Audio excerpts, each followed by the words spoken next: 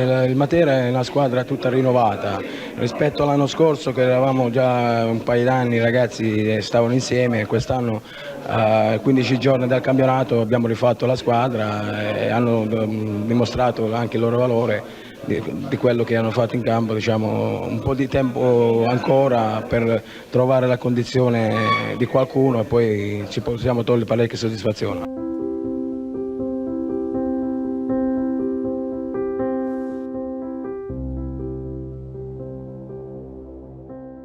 Dopo la morte di Diego Giannattasio, un'altra tragica notizia scuote il mondo sportivo. All'età di 69 anni è scomparso improvvisamente Vito Chimenti tra le bandiere del calcio materano. È successo nel pomeriggio di domenica al campo della Monferrara, nel prepartita della gara di eccellenza tra Pomarico e Senise. Un malore fatale lo ha portato via proprio da un rettangolo di gioco, la sua seconda casa.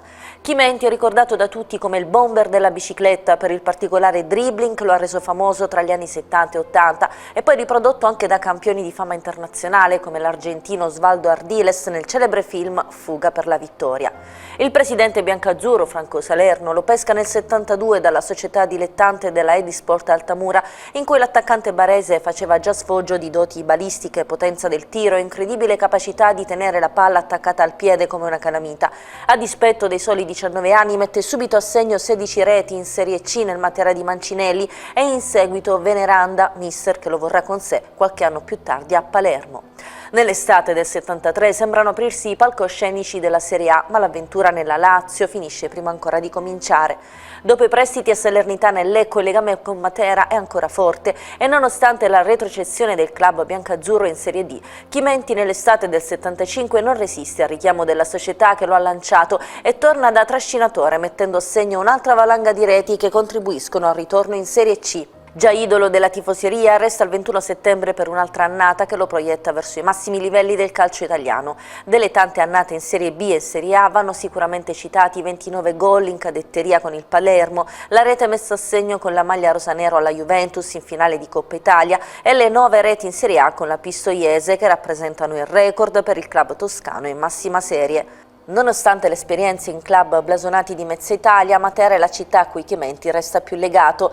Nella città dei Sassi si sposa subito dopo aver firmato il suo passaggio alla Lazio nel 73 e dopo aver terminato la carriera da calciatore con il Taranto si stabilisce definitivamente a Matera.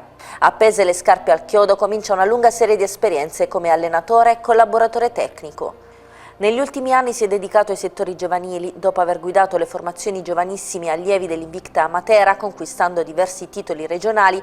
A Pomarico ha svolto il ruolo di allenatore dei portieri e allenatore della squadra juniores, con cui lo scorso anno ha vinto il titolo regionale. Ai tifosi biancazzurri sul terreno di gioco lascia in ricordo tante giocate spettacolari e l'impressionante media gol di 0,43 reti a partita. Ai familiari di Vito Chimenti le condoglianze dell'editore, della redazione e dello staff di TRM Network.